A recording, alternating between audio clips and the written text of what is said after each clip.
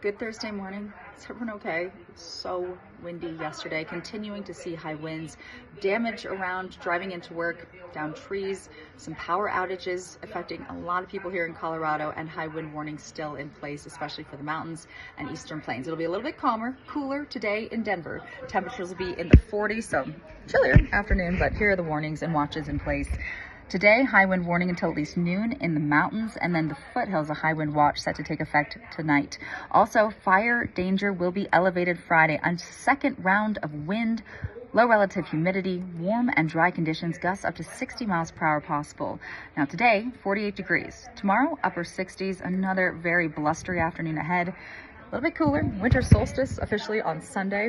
Broncos Sunday, upper 50s, sunshine, calmer winds by that point. Not really feeling like winter. 50s and 60s next week through at least Christmas. Hope it's a good day. Hold on to your hats.